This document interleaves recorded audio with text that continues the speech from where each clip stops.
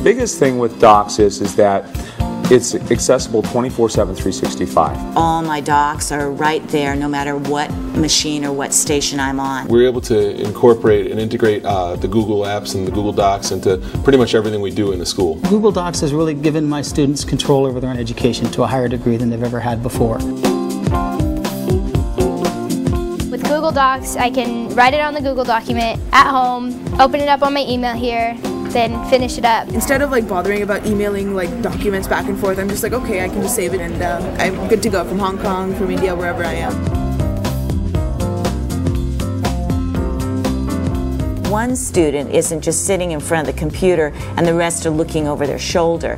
Now finally all the students are able to participate in one particular assignment. One student began a poem and then there were two other students that actually ended up finishing the poem. It was beautiful. I looked at my Google Docs and I saw that one of the poems was being written by two kids at the very same time, at 11 o'clock at night. To me, that means that learning is happening at all times of the day. Recently we had students in Virginia and Alaska talking about hunting together.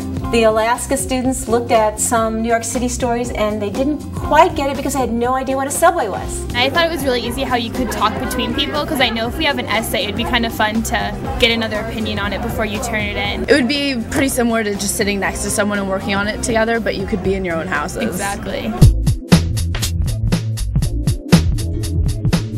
We'll work on a major writing piece in class and we'll go through the writing process, brainstorm, draft, revise, edit, publish, and all that is done on one Google document. As a teacher, that gives me the opportunity to see which students are doing the lion's share of the work. You want to be able to see the growth in the student writing, and do they really take the comments that are on the page from the teacher and then apply those back into the work. I always tell my students that my idea is perfect until somebody else reads it. And when I interact with somebody else with my idea, the idea becomes better.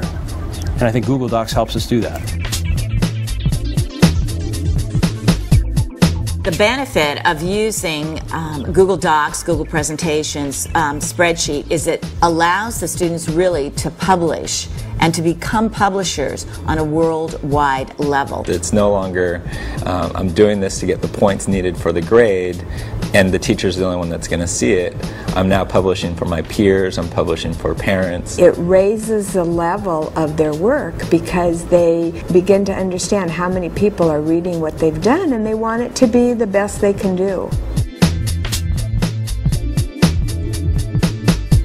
We were gathering together some college recommendations. How long is it going to take to pass the piece of paper around the room? One of the teachers sitting at the table said, "This is an obvious Google Docs. We can't do this any other way." We had a technology open house last week. Let's say there's 10 people who are helping to plan different phases of that open house. We'll open up a Google document and we will enter in what we've done and what steps we've taken, questions we have for each other, and it doesn't require endless amounts of meetings. In fact, it requires 0 meetings.